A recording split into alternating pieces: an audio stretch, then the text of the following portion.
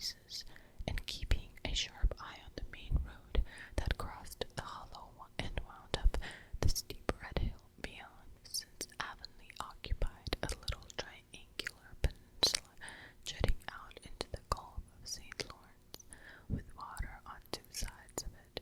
Anybody who went out of it or into it had to pass over that hill road, and so run the unseen gauntlet of Mrs. Rachel's all-seeing eye. She was sitting there one afternoon in early June. The sun was coming in at the window, warm and bright. The orchard on the slope below the house was in a bridal flush of pinky white bloom, humped over by a myriad of bees. Thomas Lynde, a meek little man whom Avonlea called Rachel Lynde's husband, was sowing his late turnip seed on the hill field beyond the barn, and Matthew Cuthbert ought to have been sowing his on the big red brook fields away over by Green Gables. Mrs. Rachel knew that he ought, because she had heard him tell Peter Morris the evening before in William J. Blair's store over at Carmody that he meant to sow his turnip seed next afternoon. Peter had asked him, of course, for Matthew Cuthbert had never been known to volunteer information about anything in his whole life. And yet, here was Matthew Cuthbert at 3:30 on the afternoon of a busy day, placidly driving over the hollow and up the hill. Moreover, he wore a white collar and his best suit of clothes, which was plain proof that he was going out of Avonlea, and he had the buggy and the sorrel mare, which betokened that he was going a considerable distance. Now, where was Matthew Cuthbert going, and why was he going there? Had it been any other man in Avonlea, Mrs. Rachel, deftly putting this and that together, might have given a pretty good guess as to both questions. But Matthew so rarely went from home that it must be something pressing and unusual which was taking him. He was the shyest man alive, and hated to have to go among strangers or to any place where he might have to talk. Matthew, dressed up with a white collar and driving in a buggy, was something that didn't happen often. Mrs. Rachel, ponder as she might, could make nothing of it, and her afternoon enjoyment was spoiled. I'll just step over to Green Gables after tea and find out from Marilla where he'd gone and why, the worthy woman finally concluded. He doesn't generally go to town this time of year, and he never visits. If he'd run out of turnip seed, he would undress up and take the buggy to go for more. He wasn't driving fast enough to be going for a doctor, yet something must have happened since last night to start him off. I'm clean puzzled, that's what, and I won't know a minute of peace of mind or conscience till I know what has taken Matthew Cuthbert out of Avonlea today. Accordingly, after tea, Mrs. Rachel set out. She had not far to go. The big rambling orchard embowered house where the Cuthberts lived was a scant quarter of a mile up the road from Lynde Hollow. To be sure, the long lane made it a good deal further. Matthew Cuthbert's father, as shy and silent as his son after him, had got as far away as he possibly could from his fellow man, without actually retreating into the woods. When he founded his homestead, Green Gables was built at the furthest edge of his cleared land, and there it was to this day, barely visible from the main road, along which all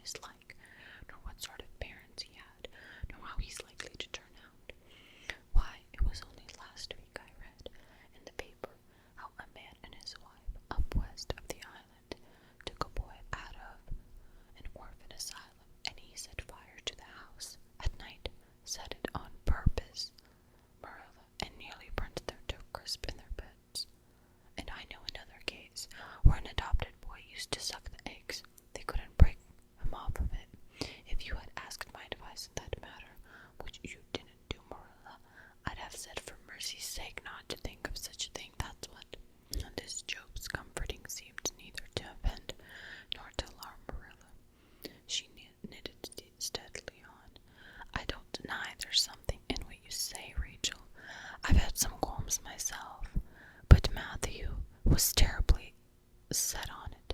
I could see that, so I gave in. He's so seldom, Matthew sets his mind on anything, that when he does, I always feel it's my duty to give in.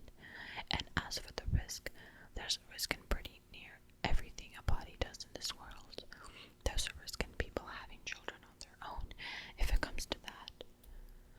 And they don't always turn out well. And then Nova Scotia is right close to the island. It isn't as if we're getting him from England or the States. He can't be much different from ourselves. Well, I hope it will turn out all right, said Mrs. Rachel, in a tone that plainly indicated her painful doubts. Only don't say I didn't warn you if he burns Green Gables down or puts strychnine in the well. I heard of a case over in New Brunswick where an orphan asylum child did that, and the whole family died in fearful agonies. Only it was a girl in that instance. Well, we're not getting a girl, said Marilla, as if poisoning wells were a purely feminine accomplishment, not to be dreaded in the case of a boy. I'd never dream of taking a girl to bring up. I wonder how Mrs. Alexander Spencer for doing it. But there, she would shrink from adopting a whole orphan asylum if she took it to her head. Mrs. Rachel would have liked to stay until Matthew came home with his imported orphan, but reflecting that it would be a good 2 hours at least before his arrival, she concluded to go up the road to Robert Bell's and tell the news. It would certainly make a sensation second to none, and Mrs. Rachel dearly loved to make a sensation. So she took herself away, somewhat to Marilla's relief, for latter felt her doubts and fears reviving under the influence of Mrs. Rachel's pessimism.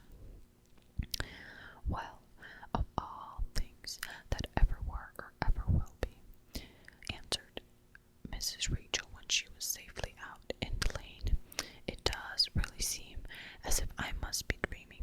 Well, I'm sorry for that poor young one, no mistake. Matthew and Marilla don't know anything about children, and they'll expect him to be wiser and steadier than his own grandfather, if so he'd ever had a grandfather, which is doubtful. It seems uncanny to think of a child at Green Gables somehow. There's never been one there, for Matthew and Marilla were grown up when the new house was built, if they ever were children, which is hard to believe when one looks at them. I wouldn't be in that orphan's shoes for